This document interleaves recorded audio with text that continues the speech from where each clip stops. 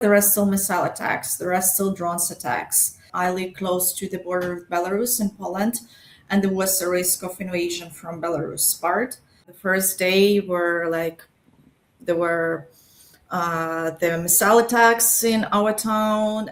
If there was a bus or some opportunity, it would be booked fast. So there are a lot of standing people with kids, like mothers with kids, and were no spots for them to sit because the bus was already booked out. Someone was shooting, and when we were already close to, we were already on the border, basically, there were still at the bus station, train station, there are a lot of Polish people, local people who would offer help. If you stayed there for some nights and then you went 2 months for Krakow, where did everyone sleep? I imagine it's like hundreds or thousands of people coming.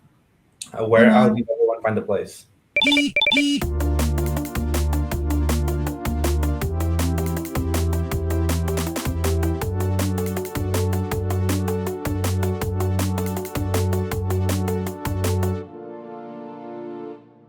Hi everyone, and welcome to our next episode of Voting with Your Life with me, Friederike and Lexi. And today we're talking with Mariana, who is from Ukraine and will tell us about her story. Hi Mariana, nice to meet you. I'm very glad that you're here. Would you like to introduce yourself, tell us who you are, and yeah. Hello, Friederike. Hello, Lexi.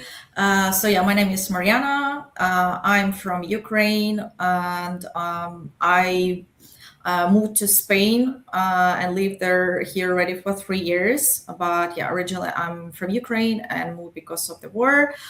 And who I am, probably this could be a broad answer because I, identify myself with different aspects of life. So of course, first of all, I'm a woman. I am Ukrainian. Secondly, and I would say as well, I am analytical thinker and a curious person. And the person who likes explore the world, explore things and different cultures. Yeah, I would say like this. Amazing. Different cultures. It's interesting because we're of course going to dive into that as well a bit. So would you like to tell us your story? How and why did you leave Ukraine? The reason why I left Ukraine is because of the full-scale invasion of Russia, which has happened on 2022, 24th of February.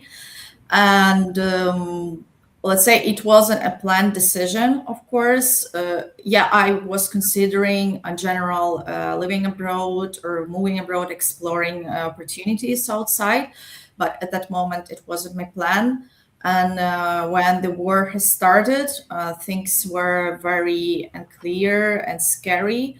And I didn't know what to expect, what's going to happen in my country. And so I live I'm living in a region.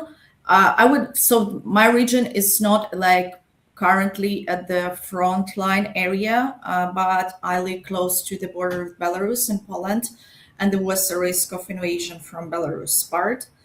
And so we didn't know what's going to happen. And the first day there were the missile attacks in our town, and we just didn't know what's going to happen, if the Russians going to cross the border or if they're going to be here in my town.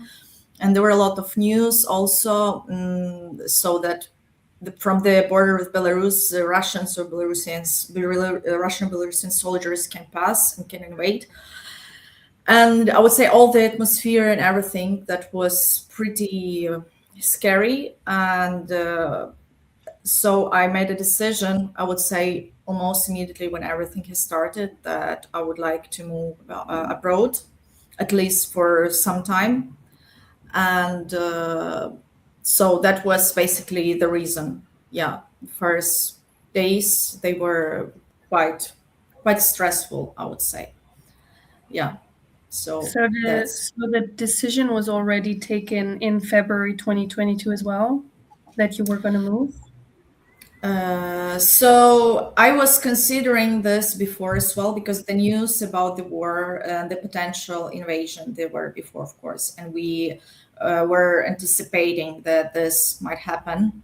And not all Ukrainians, of course, most of Ukrainians believed that this wouldn't happen. And me and some of my friends, we were more or less realistic and understanding that this might happen. And some of my friends moved already a bit earlier. And so I was considering this, but because, with my company, the thing is that I can work abroad, at least back then, just 2 months per year from the other country. And that's why I thought, okay, if I move, let's say in November, and then I use my 2 months period, and then I need to come back to Ukraine, and then the war starts. So, and I just, of course, in the reality it was different, and now then everything became more flexible. When the war started, of course, they understood the situation. They allowed Ukrainians to move abroad. We didn't have to stay and things like this.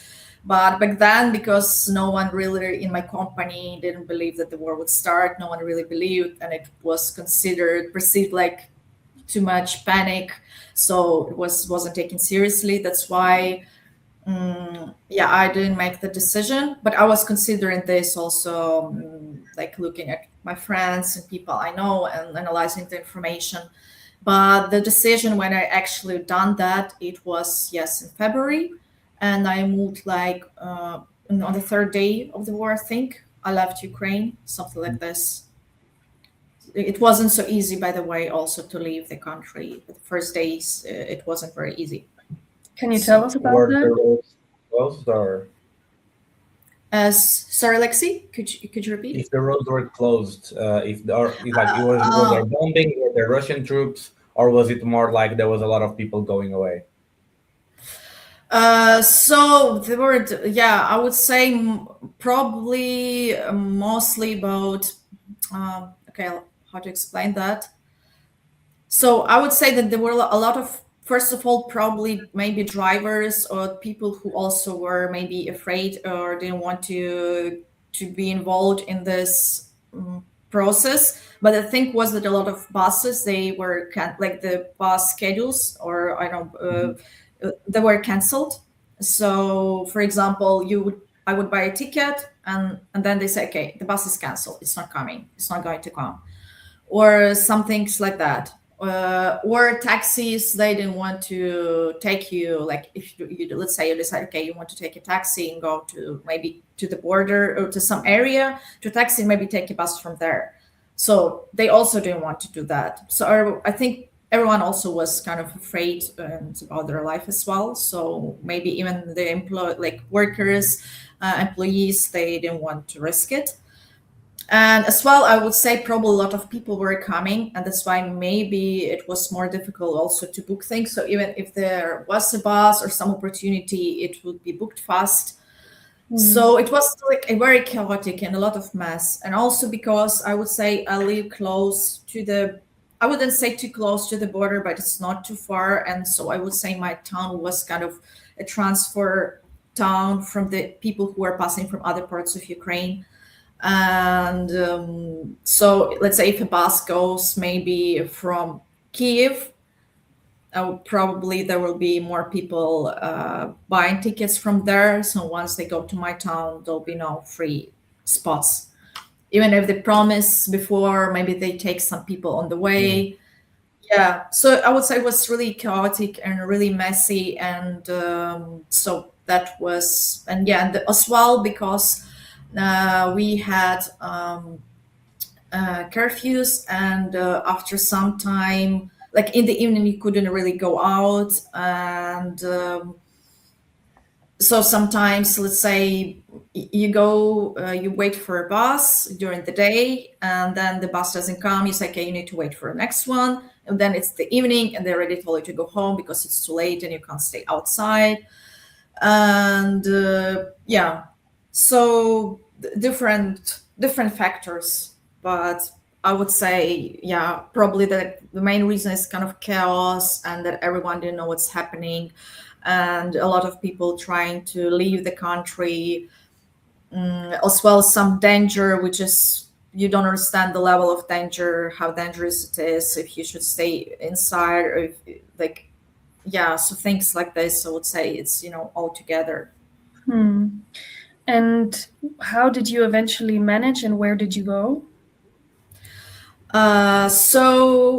Eventually we managed, me and my friend, we left together. I think we bought a ticket, and the bus has come finally. It didn't Mhm. cancel, so it has come.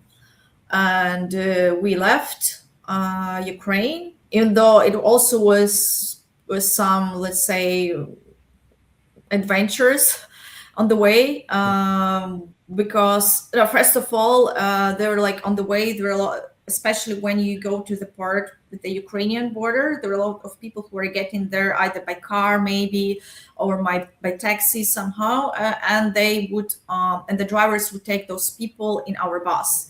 So there are a lot of standing people with kids, like mothers with kids, and were no spots for them to sit because the bus was already booked out. So all the seats were like bought. So but they still take the people because they need to get somehow through the border. And another story that was there actually on the way, there was some shootings in the sky, but we didn't know what's happening. No one explained. Like someone was shooting, and when we were already close to, like we were already on the border, basically the process of passing the border from the Ukrainian side, and everyone got scared. We got out of the bus. We like there were some trees, and we hid behind the trees. We thought, okay, maybe they already starting from this part, like maybe Russia's invading from this part, and it's not so far from from Belarus. But it appeared that apparently those were Ukrainian, like from the Ukraine military, from the Ukrainian side, shooting some drones, Russian drones. But it just no one told us, and the driver was away because we were in the queue, and so it was also kind of a scary, like a bit scary part. But I guess it was just like, yeah, like accident. We couldn't predict that, but still, because those were the first days, you just didn't know how to interpret things, and of course you can get scared even with stuff like that, even if it's no danger. So yeah, as I said, I left Ukraine. So, and we went to Poland. We went to Lublin first, because it's the closest town to, let's say, like the closest big, more or less big town to my town, to my hometown. And we stayed there for a few days, and then we went to Krakow. And in Krakow, we stayed for 2 months or so, or 3 months. Yeah. How was May that? I ask if you? Yeah. Sorry, Ike. Just if you stayed there for some nights and then you went 2 months for Krakow, where did everyone sleep? I imagine it's like hundreds or thousands of people coming. Where? How Mhm. did everyone find a place? In Krakow, right? And Or in Lublin, like in general, if there's a lot of um, people coming, how did they manage uh, that? so yeah, we in Lublin, we rented some like booking, and so we stayed at the booking place, and yeah, so we were ready that we will have to pay, and it's okay for us. And some people, of course, who maybe had more issues with that, they were still at the bus station, train station. There are a lot of Polish people, local people who would offer help, and so you could come. And there were, of course, like there were options for them to stay. I don't know where exactly, but I assume there were different places for Ukrainians. Some people just offered their place, like to stay in their place. Maybe there were some organizations or like some accommodations or which were not used, and they offered it to them. I know also another friend of mine, she was staying in some kind of a hostel or something like this that also was offered for free to Ukrainians, but in a different town. So things like this, mostly people like the first days, and I would say first month, Polish people, they were very, very like supporting, and they were supportive, and they were helping a lot, and a lot of people were offering their like if they have free room, or I don't know, maybe some free apartment somewhere, or they know someone, they were offering help. And as well, some organizations, they were there, and they would like organize that, and probably they had all inside somehow organized that they already had the list of apartments or rooms, etc., where Ukrainians could stay, as well as understand some hostels, or maybe dormitories that they offer to Ukrainians. So it was like, yeah, a lot of help that Polish people were providing.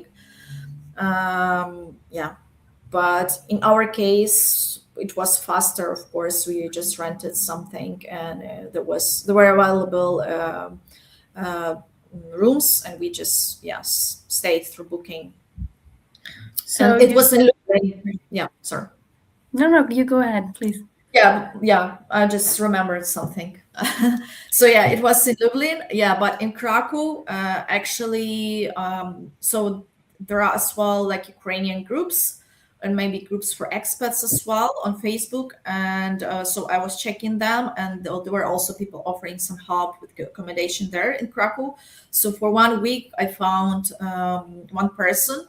So was a man from Krakow, and he was offering Ukrainians to stay in a hotel, and he paid, like, so he basically provided, like, it was his support. So and he paid for that, and so I contacted him, and yeah, me and my friend, we stayed in a hotel room and for a week. And then during that week, we were looking for a long-term accommodation. Yeah. And then what happened then? Because you didn't stay in Krakow, did your friend stay there, and where did you go next? So what happened next? Yeah, then I went to Montenegro after, and my friend, she went to the UK, to England. And yeah, she found, so there also was a program in the UK for Ukrainians, and she found some host, let's say, I don't know what's the proper name for that. And so she agreed. There is some procedure how you agree about that, and there is a legal procedure that they need to approve you and confirm, and then you get some kind of either a visa or some kind of paper in the passport. So she got through that procedure, and so she found a host, and she went to the UK. Yeah. And I went to Montenegro. I stayed there for some time, like for 4 months, and then after I went to Spain. And yes.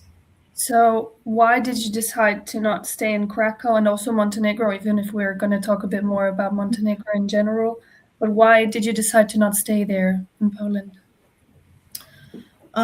So I didn't decide. I didn't stay in Poland for a few reasons. So first reason, I could see that there were already like a lot of Ukrainians there, and it was quite difficult in general with finding an apartment or just like accommodation, long-term accommodation. And I would say, yeah, because of many Ukrainians moved there, so this was a bit problematic. And as well, also in my company, let's say if I could relocate to Poland, I should have made a quite fast decision, because a lot of Ukrainians relocated from my company to Poland, and there is some kind of limit of how many Ukrainians they can accept in this office in in Poland. And the other reason was probably just my internal desire to try living in a different country, because I already lived in Poland, and I really like Poland. And I would say, like, of course, I feel comfortable there, and I know some people there.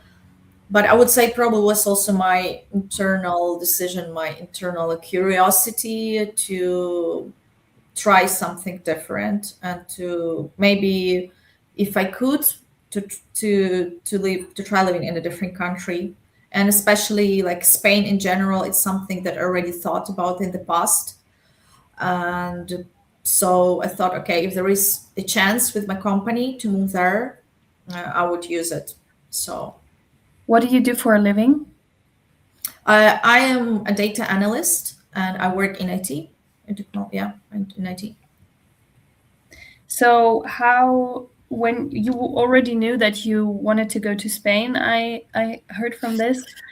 Yeah, Why so it wasn't like, yeah, sorry. Yeah. just why did you go to Montenegro first, and tell us about this a bit? So it wasn't like yet already the decision that I made that, oh, I want to live in Spain. So let's say first I wasn't even sure if I where I want to live, and especially long term. I didn't make this kind of plans because like you couldn't plan anything in that environment. And for like I didn't plan to go somewhere long term in general, and that's why I first wanted to explore to see how I feel in different places and to see from there where I can live. And I didn't plan, yeah, so I didn't plan first to move somewhere long term. So perfectly for me would be really trying living in different places and to see how it works and then choose. And so that's why Spain was like my plan, but because I never really lived there, I don't know how it's there. It was more the idea, but right, but not really that I tried really uh, to live there and to see how things work for me. So that's why first I went to Montenegro because I heard it's an interesting and beautiful country, and I was curious to see how it's there as well. And my friend also lived there, one of my friends, and she recommended it to me. So I went there and lived there a little bit. I realized that that country wouldn't be good for me long term. So it was a nice experience, of course, and it's a really nice country. Nice, there is nice nature, um, friendly people, and in general, yeah, it was beautiful. Yeah, country. I like the experience, but I would say it's not a good option for me long term. Still, mm, there are not so many expats. The country is pretty small, and probably not so many things to do for during winter and autumn. And so I realized that okay, it's a good experience, but probably not compatible with me long term. And yeah, then I went to Spain. And then at that point, yeah, actually already before I went to Spain, from my company, they told me that I actually need to relocate officially somewhere, and that it's not really like, I would say they didn't really like that I was living in different countries and not staying somewhere long term, and they wanted me really choose a base, move there, and pay taxes in that country, because I was still paying taxes in Ukraine when all that started. Um, and they said, okay, that's you need to either go back to Ukraine and pay, and because you pay taxes in Ukraine, or you should choose one of the countries that are available for you, move there and legalize there. So it was kind of like this. Even though I know that for Ukrainians, even on the EU level, what I was reading, it was still allowed during 1 year or more to pay taxes in Ukraine. I remember that, but my company set a bit different conditions. Maybe also because they have like other entities, like entities in different countries. That's Mhm. why. And in So Spain, if I understood correctly, you moved to Malaga. My question yes. here is if you chose Malaga out of more places, or if that's the only place where your company has an office, and if there's more offices, why Malaga? So there are more offices right now, but back then I think there were fewer offices. I don't remember at that point if Malaga was the only point, maybe also Madrid. But Malaga, I would say why Malaga, because my unit, let's say, like in general, I could live in any part of Spain because I work remotely. But since in Malaga as well, there were a lot of like Ukrainians, and there was my data unit in Malaga, and as well, I would say it's a coastal town. So, and I was recommended by other people who moved to Spain to start for this city or town. I don't know what's the right for the size of Malaga, and so it was maybe a bit a random decision. I can say that my idea was to start with Malaga and then maybe explore other options. But it was a good start because since there were the offices here, I could get some support, at least like at the beginning, with all the bureaucracy, with finding an apartment, with doing like documentation things, legalizing procedures. So company was helping with that. And since it's all in Spanish, there are specific employees who were helping Ukrainians who moved there with this kind of things. So since I was recommended by some of the colleagues who work here from my data unit, I thought, okay, that would be a good place to start. So initially it was a bit random, but also because there is an office here, and also I thought it would be easier for me to start from here. Yeah. You mentioned it's all in Spanish. Was the language barrier really problematic? Did you know like some words of Spanish already, or was it all new? So I didn't know anything in Spanish. Yeah, I had zero knowledge, zero skills, and that was one of the probably biggest challenges. So if yeah, I didn't expect that, honestly. First of all, I didn't expect that it would be that difficult. I didn't expect that people don't speak English at all here. So I thought would be better, at least in Malaga. Then I discovered that in other parts, a bit further from Malaga, like Torremolinos or Marbella, which are smaller coastal towns. Actually, there are more locals who speak English, but I don't know back then. So here in Malaga, yeah, mostly they don't. And yeah, it was a huge barrier, and I think that's why in the past was easier for me with Poland, because I already knew a bit of language when I moved in the past, and this helped. Yeah, and here to do everything, to organize everything, to go to a doctor, to make appointments, to talk with landlords when you look for a room for apartment. It all was, yeah, all in Spanish, and it was quite a challenge. And yeah, I didn't know the language at all. I started to learn it only when I moved here after some time, when I already got used, like got integrated a bit, sorted out some of the issues. Then I started to learn the language. Yeah. And now you already speak some Spanish. ¿Puedes hablar español? Sí, hablo español. ¿Y tú también? Solo portugués. Yay! Yeah, actually, when I was in Portugal, I sometimes, if they didn't speak English, I spoke with them in Spanish, and it was helping me because they could understand me well. Yeah. Yeah, and yeah, so now I speak Spanish already. So I have like average level. I can't say that I'm fluent. There is still like a lot of things to learn, and I still have a lot of things to improve.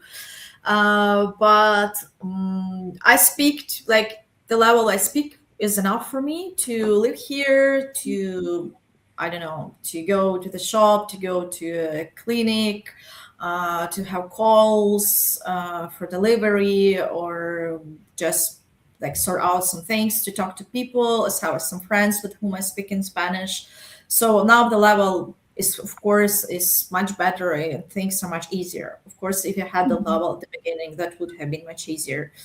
And that's why I probably recommend to people, if someone decides to move to Spain, at least have the basic level, at least like something A1, I don't know, that would help a lot, because with zero level, it's very difficult. Yeah. And I can see, of course, the difference that now I speak better Spanish. I can see how much easier it is for me. So what do you imagine your future like? Do you want to stay? Do you still feel like relocating? What is it that you're thinking? Or going back to Ukraine when Mhm. it's um, accessible, let's say. So it's a bit difficult to think about the future right now, considering like everything what's happening in the world and in Ukraine, and like a lot of instability, the wars, not just in Ukraine but in other countries. So things are changing. So let's say from my perspective, what I was thinking, of course, I would still like to go to Ukraine and live there, and I can't say that I would like to go back like for good to go back for good, but I'm still interested to uh, come there and live certain periods of time. So I'm coming, for example, right now, every summer I try to come to Ukraine and stay there for a month or for 2 months. And that's really a great experience for me. And of course, I miss Ukraine. I miss my parents, my friends, and just the the culture, the things, how they work in Ukraine, everything. How you just got used to everything there, and it's much easier, of course, much more convenient. And I would say that where all things are organized pretty well for citizens in Ukraine. And that's why I considering, yes, going back to Ukraine. If things got get better, I would like to go back, but I still very curious and interested in Europe and living here and having different experiences here, exploring different cultures, different languages, meeting people, having different opportunities, traveling. So I would say like those are two parts of me. So one part which of course misses Ukraine and wants to be back and to be with their people, to speak Ukrainian and be just in that environment. But the other part is also like a curious part which wants to explore and to meet different people and just to have different experiences uh, and grow as a personality. It also makes you grow as a personality when you experience different things and you're in touch with different types of people and cultures and different opinions. So perfectly probably would be living like maybe I know half a year somewhere in Europe and half a year in Ukraine. That would be my perfect situation. And but for now, of course, I plan to stay here in Spain. And though I'm not sure if I'm going to Spain to stay in Spain later, because I was considering other countries as well. But for now, yes, that would be Spain. Maybe a different town or city, but yeah, Spain. Now that you Uh, mentioned it, I would want to maybe ask about your family and friends there. I imagine it, yes, it probably affects you a lot, and you probably worry about them as well. Um, how was their reaction to you leaving? And yeah, how do you think about, or what is your feeling when you think about them? Of course, you probably miss them, but is there a lot of worry? Um, if I can ask you that. and on that Yes. note, I would ask, like, and why didn't they leave? I know for sure there are very good reasons, like work, language, the house, but what were their reasons in particular? Mm. So, in general, I would say that at the beginning, I was worrying a lot, of course, because in the beginning it was very scary and things were not clear what's happening. And that was like, I was worried a lot about them. So, in the beginning, yeah, they didn't want to leave. I would say my father couldn't leave first because he was less than 60 years old. And in Ukraine, men who are younger than 60, they can't leave Ukraine. So he couldn't leave. My mother, she didn't want to. I told her and I told my sister that okay, if you want, we can think something how we can do it together. And my sister, she said okay that she would wait, and if it's getting worse, then she would leave. And so eventually she stayed. Okay, she lived a bit in Poland, but then she came back. So eventually, like now, she's in Ukraine. And at some point where things stabilized, I think people started to be like less stressed and less anxious about everything, and they just got used to things happening, like being how they are there.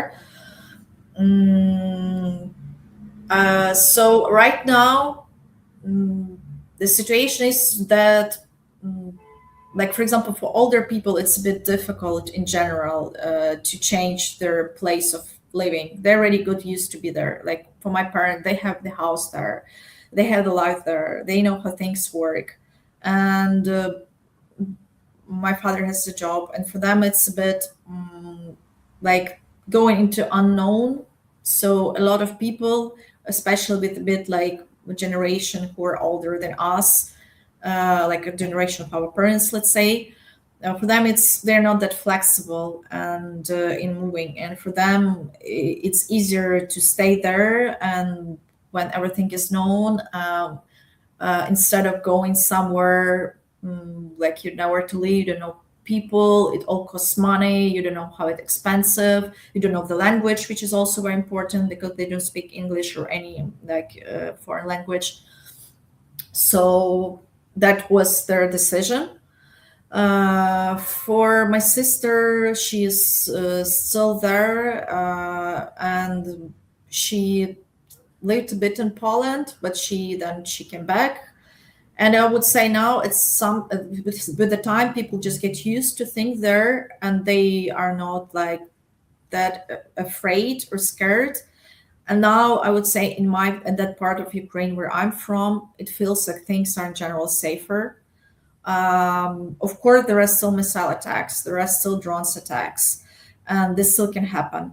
So whenever I come to Ukraine, this still happens. And there's still, even if you just visit for a short period of the time, there are still missile like drones attacks. For example, last time there were two massive drones attacks when I went to my hometown, and I stayed there. So you never know. Things still can happen, and casualties, of course, will happen. But in general, overall, people just get used to it, and it feels right now for them pretty comfortable to stay there, and like not that level of risk as it felt at the beginning. And so for them, it's okay to stay there. And for me, like if I'm worried about them, so I would say the first year, of course, I was really worried, and especially when it wasn't clear how things are going, whether that part of Ukraine is safe, is there going to be any invasions from the Belarusian part of the border.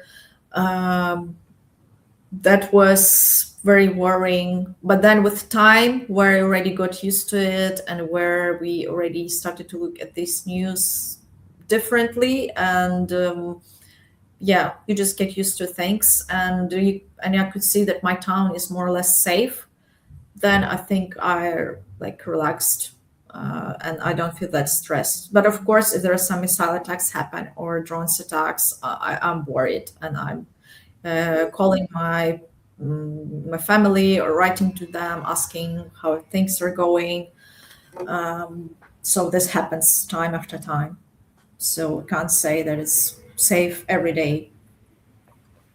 How do you feel? I mean, do you watch the news every day? Like, I feel like there's a balance that someone needs to find between being updated, but also not being stressed and constantly worried about like the war in Ukraine. Yeah, that's true. You're definitely right. It's a really good point. I think at the beginning, that was a huge problem for me because I was not just for me, but for all Ukrainians. We just were constantly in the news. You read everything what's happening. You're getting stressed. You're anxious, like and sad about everything what's happening, and it felt like it doesn't impact your mental health very well. And I was engaged in the news like daily for many hours, at least first, I don't know, 3, 4 months, difficult to say. And then at some point, of course, I started to consume them less. And right now, I have like periods when I consume news more actively, and periods of time where I don't consume them that much. But when I'm into news too much and I'm reading too much, I start feeling like not well. I would say this impacts my mental health not well. And I agree that we need to have this balance also with the news that are happening worldwide, not just in Ukraine in general. And this also has a bad impact on our mental health if we are constantly consuming this. I can't say that I'm really good at having that balance. I think I have problems with balancing well that flow of information that is coming, all the constant things that are happening everywhere. But I'm going there, and with the Ukrainian news, I would say there is some period of the times where things were so bad and so like horrible that at some point I would distance myself for some long period of the time because it was just impossible to, to see what's happening, all the horrible things that I know Russian soldiers were doing to Ukrainians and in different parts of Ukraine, and all the missile attacks, and especially on different objects, which were not always military objects. And when you read this, also the stories of people, not just like something abstract, but people who really share the stories of their family or people who were involved there, and you read this, and this has a very huge impact on your well-being. Yeah. So at some point, I was distancing myself for longer periods of the time from the news. What about culture? I can imagine that Spanish and Ukrainian cultures are within the European spectrum are a bit far away from each other. What's a part of your culture that you miss the most, or what is something you really appreciate about Spain, for example, that you would miss if you would now go away again, and the other way around? Yeah, that's definitely true that cultures are very different in Ukraine and Spain. Very, very different. There are good things for me and maybe a bit unusual things. So what I'm missing from the Ukrainian culture, of course, I miss food. I think that's very important part of the Ukrainian culture, the Ukrainian food. And I would say, like, even if you go to some bar or just like to some restaurant, it just the food is very different. And even if you eat just regular food, it's cooked, I know, in the Ukrainian way, how we do things, and we have our way how we like serve the dishes. The hospitality industry in general is very well developed in Ukraine, I would say. And the people there really, this kind of customer service, it's really a thing. Also because we at Ukraine probably are not that well-known country on the level of tourism. Well, and that's why Ukrainians, of course, try to show their best, to show the best they can. And I miss like this part, of course, and the food itself.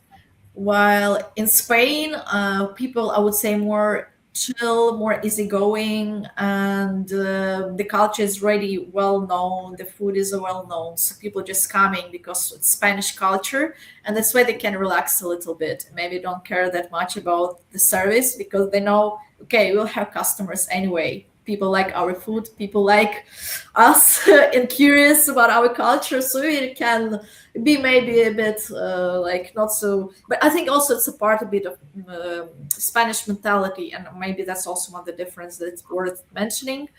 So one of the key characteristics of Spanish culture, I would say, mañana por la mañana, which I'm not sure if Lexi, you know what it means.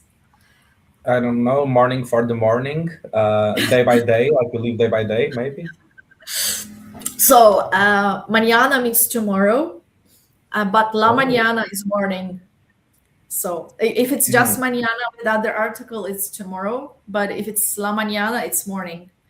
So when they say mañana por la mañana, it means tomorrow in the morning. And in general, what I want to say with this expression, that Spanish people like to promise something that they will do in the future, and then they don't do it, or they do it like in some time, I don't know, in a few weeks or never. So and that's why, yeah, that's definitely a difference compared to the Ukrainian culture, because in Ukraine, if someone promises you something, they would do it.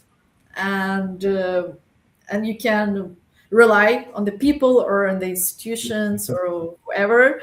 Yes. So that's something, probably on the one hand, I like that people maybe here are not that stressed and with the work, and not so like super strict. Maybe they're more relaxed, and I would say they value their work-life balance more than in Ukraine. They really care about that, and you can see that they enjoy their life. They go outside to have a drink, to have a coffee, and I think the climate also helps with that. And that's something I probably Ukrainians can learn also, or different cultures. That's the part I really like. But then the part where it goes, where like the responsibility level is very low, that's the part that I don't like. Yes. And because, yeah, sometimes you just can't really rely on certain things. What else I miss in Ukraine? Of course, I miss Ukraine. Like, yeah. Did you sleep last siesta? If I Before like sleep Ukraine, did you sleep it, and now did you start? siesta, no, I don't sleep during siesta. Oh, did you ask if I sleep during siesta, right? Yeah, like if you, for example, and they say that in the south of Europe, especially Spain, after lunch you have to sleep for a bit. I was wondering if Yeah. that was a habit of yours or not, and then if you changed. No, I don't really do that. Maybe sometimes if I'm like, I didn't sleep well, I don't know, during the night or something like this, it could be, but in general, no. But yeah, siesta is a thing here. Actually, in Portugal, do you also have that? Do you have siesta? Not No? much, no. Okay. No. In Germany, do people do Mittagsschlafen? Ah, There okay. is a thing like Very interessant. Mittagsschlaf, but it is not very common now. It's more common in Italy as well, that shops will close for 3 hours from 12 to 3, and then they open again in the afternoon. But no, in Yeah. Germany, it's not really a thing, no. All right. Okay. Brianna, you were going to say something else that you missed about Ukraine, and I interrupted you. I'm sorry. Yeah, I wanted to say about siesta also, that here it's a thing for sure. You can see it. Definitely, some shops or like some restaurants are closing, and there are a lot of restaurants which open like at 7 or 8. So after siesta, basically they are working maybe until, I don't know, 2 or something. I don't know until what time, and then they open just in the evening. And there are a lot of things like this.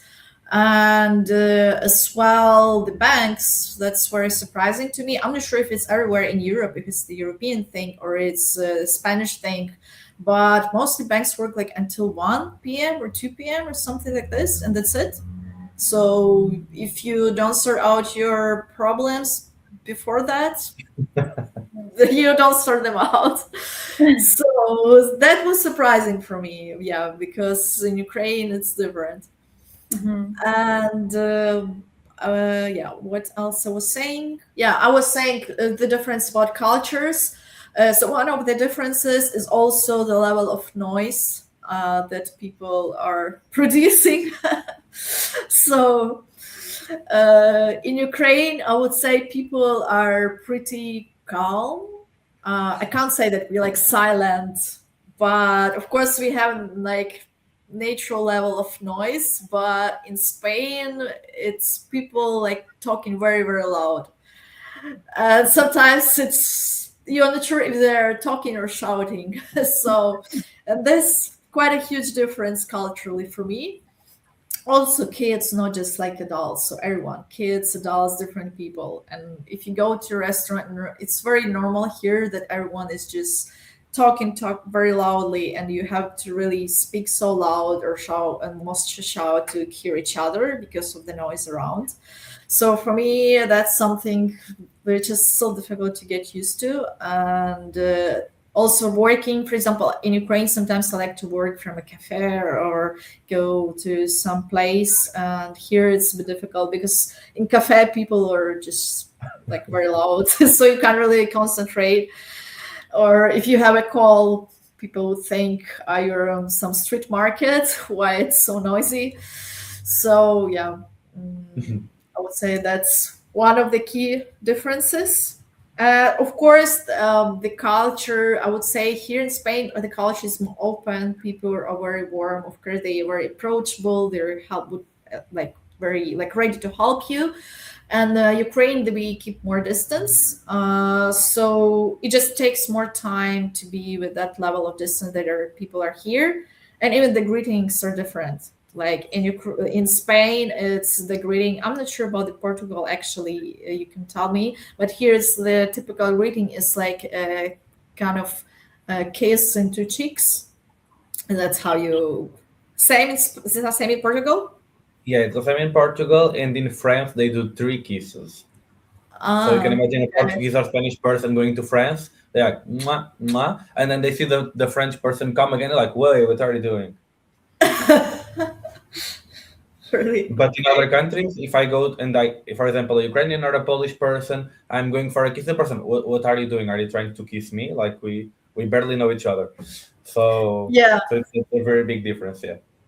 Yeah, so that's a huge difference because, yeah, of course, in Ukraine we don't do this. Even with close friends, it will be like a hug, but not a kiss. So, yeah, of course, with the time, I couldn't say that it's a typical greeting for me with everyone. I think with expats, it depends. But still, in expats, I would say they start like they integrate this kind of a greeting as well with the time once they live here for a long time, even if they meet just in expat community. It just becomes like a, I don't know, traditional. But yeah, that's a huge difference. And I wanted to say something else about this. Yeah, but so yeah, I would say, yeah, in Ukraine, of course, we just greet like a hug if it's your friend. But if it's not your friend, it's a shake or something like this. But also depends on people. Not always even a shake. With men, it could be different. When men and women. So that's like pretty distinct difference. And what I miss, I would say, what I miss when I go to Ukraine, which I already got used to here, that I really like that people, when they're talking to you, doesn't matter which sphere, if it's like in a clinic or you go to a shop or in a restaurant, they are more, you are on a closer level of communication because they're basically talking like tu. They use tu, which is you. So in German it would be du, right? Like you have sie and du. So it will be like in English it's difficult to explain because you just have you, and it's the same.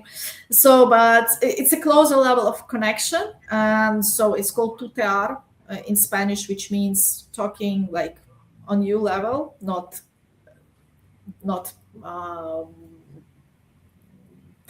Oh yeah, I don't know how to explain that in English, but I think you understand, right? That it's not that like official level that you use in, I don't know, communication with emails or like with some people that you don't know, but it's closer level. And it's really nice because even if you don't know a person, you can normally talk to them like that. It's perceived normally. It's not considered rude.